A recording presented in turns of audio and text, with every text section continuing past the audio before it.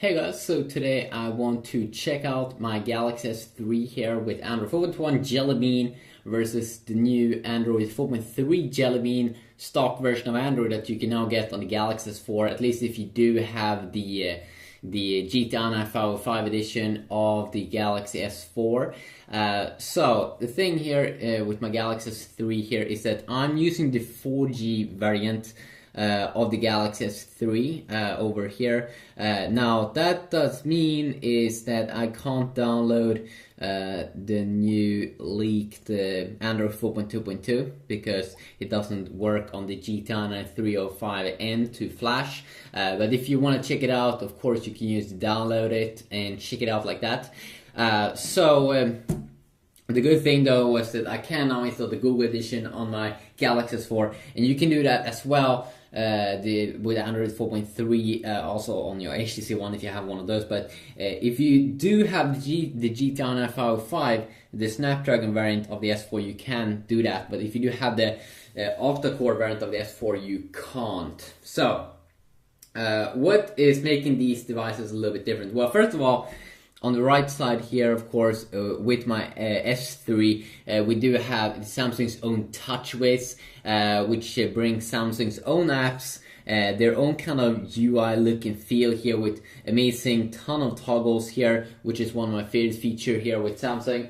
But not just that, but it brings a kind of like another look and feel to it in terms of stock Android. I kind of think both looks very, very good over here. They do have a different place for where you launch the apps here, where you have all your apps and widgets. But overall, I think both looks very, very modern here in terms of its UI. You both have a search, Google search here on the first page. And the cool thing though with the stock Android is that when you change page, the search stays up there in the top. It doesn't move around. Well, of course, I have a search widget over here on my TouchWiz. When I change page, it's moving around a little bit, not super annoying, but it's of course very, very good to always have it on top there with Google Now over here. So what is 2 plus 2?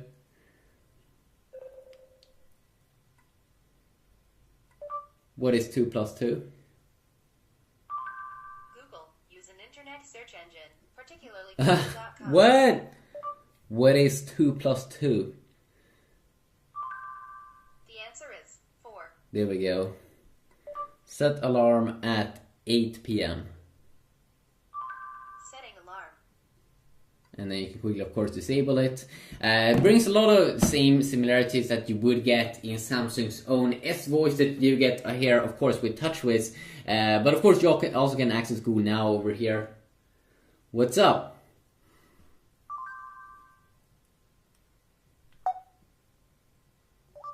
What is 2 plus 2 minus 8? As you can see, it works kind of the same there with Google Now. But here, you do get, of course, some extra things, some TouchWiz features like S-Voice. They kind of do the same thing as Google Now. So let's check it out. And it's kind of like Samsung's Siri competitor, which is Apple's voice assistant. And of course you can... What is 2 plus 2?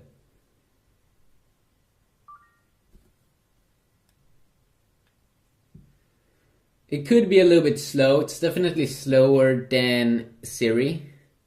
Here is the answer to your question. What? What was that? That was random. Wow. What is the method? What? That's random. Set alarm at 5 p.m. Saving the 1700 alarm. So you can see there, I was able to set an alarm, but I couldn't cancel the alarm immediately. I had to jump into the app, which kind of sucks. Cancel. Okay, I saved your... Remove alarm.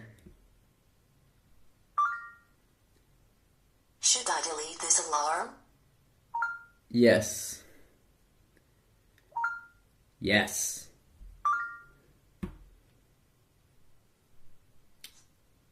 Okay, I deleted it. So it's a little bit a slow guy, especially versus Siri, but it works. It works definitely. If we take a look here, also, I mean, of course, on both on these home screens, you can have whatever apps you want, whatever kind of widgets also you want. If you take a look here, when we drag down here, I actually do believe TouchWiz is a little bit better. Because first in TouchWiz you can see all your notifications, but then you have a quick place here with all of your toggles, so you can quickly enable and disable GPS, Wi-Fi, sound, Bluetooth, screen rotation, and you have screen brightness here as well. Pretty quick access to, and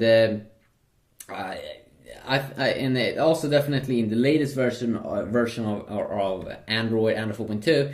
That's coming out now for the S3, you do get even more toggles, and of course the S4 with TouchWiz has even more toggles with air view and air gestures and stuff, which is nice. It's very nice, and also quick access here to the full settings, which looks a little bit old here, but you should update that. Where over here we have to tap on a button, or you can use 2 fingers to go there instantly. But you only get 1, 2, 3, 4, 5, 6, 7 versus 1, 2, 3, 4, 5, 6, 7, 8, 9, 10. Over here you do get 10, and of course in future updates, and 11 with this one. So you get way more over here, and I actually do use toggles a lot. I think they're useful, and I also do enjoy that you don't have to tap on a button or use 2 fingers, just one little swipe here and see what you want to enable and disable, especially brightness slider, that you have a slider, or yeah, you get that when you tap on that. Maybe not super horrible, it's not super horrible, but I definitely do enjoy this a little bit more here.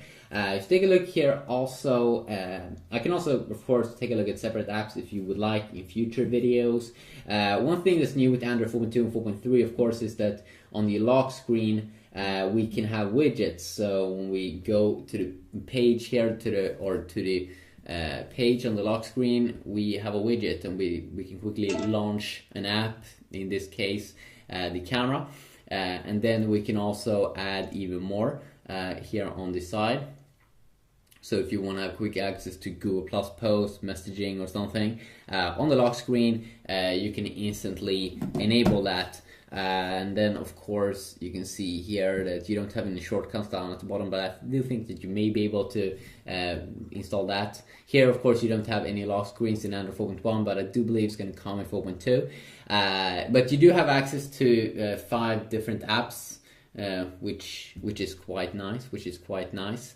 And then also, as I said, I'm probably going to take a look at in separate videos other things like the browser. Now, of course, with the stock version of Android here, most apps that you do get is Google's own, and many of them is apps that you can download on the S3 from the Play Store. Apps like Google Chrome, Google's own Play Music, which is kind of like their Spotify competitor. One thing that I do enjoy here, of course, with the Samsung's own internet browser is that they have a reader function. So it's the same as with Apple. So if you are on an article and you just want to see the text or maybe the pictures, you can just tap on a button usually, and it will bring you up the clean interface. And HTC has a similar function called text reflow, which is reflows text when you zoom in, so you don't have to think too much about that. You don't kind of get that, from what I've seen at least, in the Google Chrome browser. But then of course the Google Chrome browser has some other nice additions that I might be taking a look at in another video. And then also what I want to say here, of course, with Android 4.3 here on the S4, it's extremely stable. Has this kind of blue theme to it. And if we bring up the settings here also, you can see that it kind of looks way better here, at least when we are in the settings area. TouchWiz looks very outdated compared to the stock version of Android 4.3 here. I mean, just look at the buttons. It just looks like they need to tweak that a little bit. I mean, wow. It just looks a little bit horrible. But it's not super bad.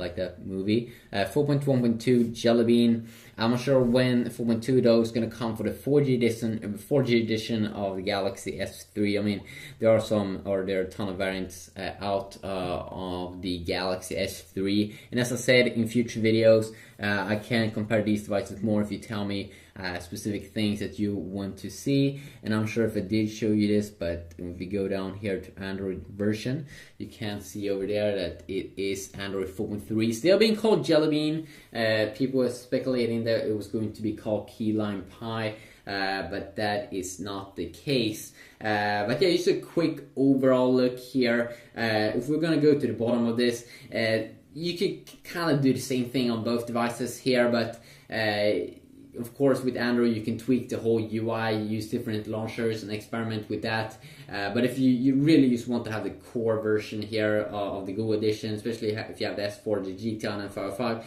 you can definitely install it and you won't have TouchWiz no more.